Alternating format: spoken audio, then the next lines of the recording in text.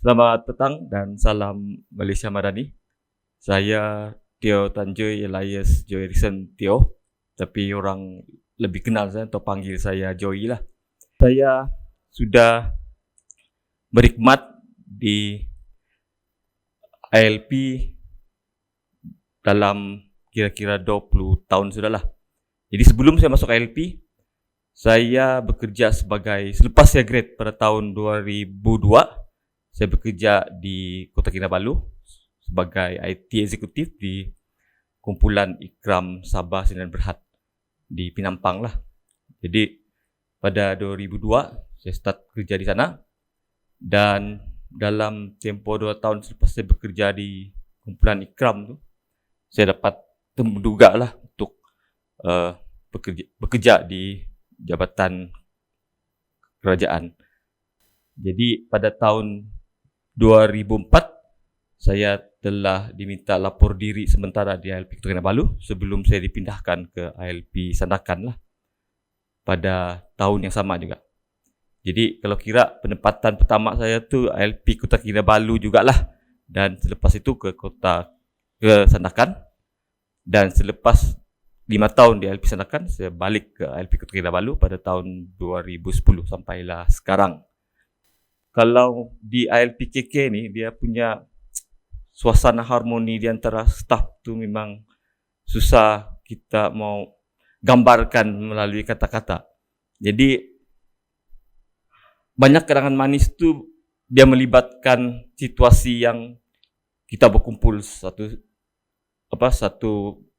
semua staf dalam apa-apa situasi lah, macam buat program ke ataupun dalam buat satu tugasan ke.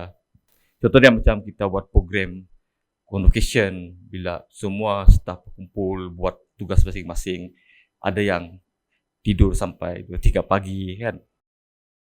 Saya ingin ucapkan kepada rakan-rakan saya yang berada di ILP Kota Kinabalu untuk terus menjalankan tugas atau melaksanakan kerja-kerja yang kita telah diamanahkan, dan semoga kita akan dapat bekerjasama di masa akan datang ataupun bila-bila lah, sebab ialah di Sabah juga kita kan satu jabatan, jadi di mana-mana pun kita akan berjumpa.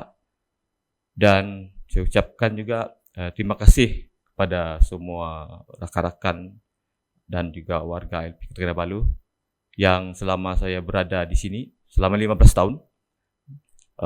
Staf dan rakan-rakan pun silih berganti, tapi saya hargai semua kenangan yang kita sama-sama lalui, kerjasama yang kita pernah buat bersama-sama ataupun kerja yang kita pernah lalui selama ni. Saya hargai dan saya ucapkan terima kasih.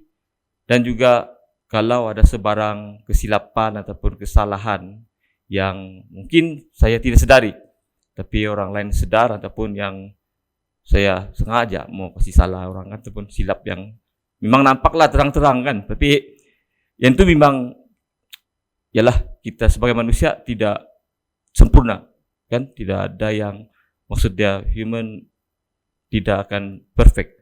Jadi saya harap semua benda-benda tu dapat dimaafkan, dan segala makan minum yang mungkin apa-apalah budi jasa tuan-tuan dan puan-puan dan rakan-rakan saya sekalian yang saya tidak sedar ataupun yang sudah terambil kata makan kah, jadi mohon dihalalkan.